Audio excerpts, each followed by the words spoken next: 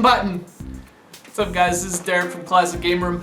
Really short update today, partly because it was really warm out yesterday and now it's super cold again and I'm super depressed. And also, I'm really busy. I'm actually playing some surprisingly good GameCube games today. One of them, Batman Begins, for the GameCube. You might think like I did, crappy licensed game based on a movie. And you're kind of right, it's not great, but it's actually not bad either. It's one of the better movie-based games you'll play, and it's actually a pretty good-looking game too on the GameCube. Very stealthy. Anyway, I don't want to give too much away, I'll be reviewing it soon. But, it's got really cold out again. What? Just go away, winter. So, here's your programming note. If you go over to ClassicGameRoom.com right now, we got some pretty weird stuff. TJ's got a Famicom game, even though it's Wednesday. He usually does those on Friday, but he's got one today. Extra Famicom this week. It's Othello for the Famicom. You can see TJ's review of that right now over on the website. I've got a review as well. This is a weird game. Video games are just, they're so weird sometimes. This is a game called Zoom with an exclamation point. So it's like, Zoom! Zoom! It's for the SEGA Genesis. Zoom! And it's like this really weird, like, stylistically, it's like the 80s and the 90s ate each other and then threw it up, and then, you know, and then there's like, it's a puzzle game, it's like Pac-Man meets Kicks, the arcade game, and they're severed hands, it's like, so there's like the Addams family, but also some scrubbing bubbles brush, I don't know, it's really weird, but it's actually pretty good too, so check out my review of Zoom for the SEGA Genesis right now, ClassicGameRoom.com. And then tomorrow, TJ's reviewing a pretty cool simulation game on the PC called Bridge Project. And the whole game is just, you're building bridges, and it's super realistic and simmy, and you gotta worry about physics and all that stuff, but it's actually pretty cool. So you'll definitely, if you're a fan of, sim games, you'll definitely want to check out Bridge, what's it called? Bridge Project. I actually watched him play it. I don't remember what it was called, because it's just bridges, but Bridge Project, that's tomorrow on ClassicGameRoom.com.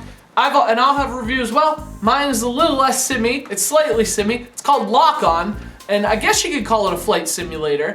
Only, all that you're really simulating is being a badass. This game is awesome. One of the better sort of dogfight type games you'll play on the Super Nintendo. If you like Star Fox, but you're also really into like 80s machismo, boy, you're gonna love Lock On. And I got a little carried away with that review. You'll be able to see it tomorrow on ClassicGameRoom.com. Lock On for the Super NES. And then Friday, more Famicom games from TJ. He's gonna have a review of Twinbee for the Famicom. That's Friday. And then I'll also have a review of another Genesis game, another weird one. It's called Dashin' Desperados.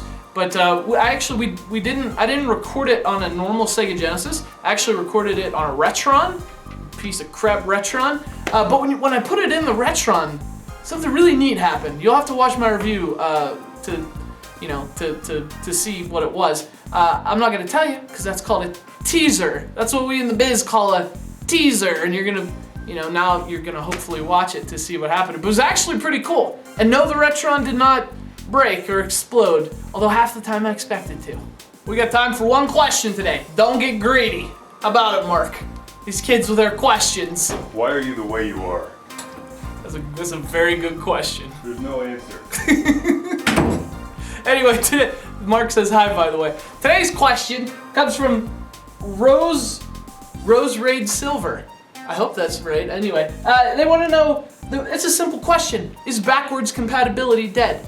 And unfortunately, I think it is. He brings up a good point. PS4 doesn't play PS3. Xbox One doesn't play 360. Wii U plays Wii, but no one buys it. His words, not mine, so send the hate mail to him. It's a good point, and I particularly bringing up the Wii U. I think this is one area where Nintendo really makes the other ones look bad. As expensive as these consoles are, as these days, as expensive as games are, $60 for a brand new video game, that's ridiculous. I think it only makes sense that the new console should be able to play your back library.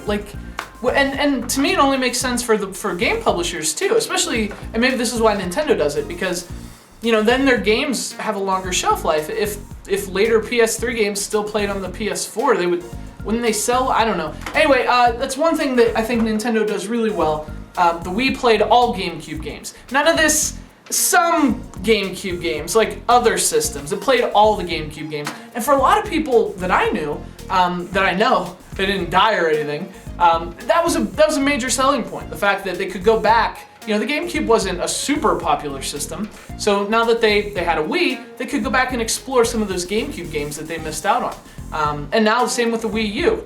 You know, maybe you were one of those people who were like, the Wii doesn't have any good games, it's not hardcore enough. Well, now if you have a Wii U, you can go back and see the cool stuff that you missed on the Wii. And it's a nice way of consolidating. And I mean, look, consoles are so expensive and the technology's advanced.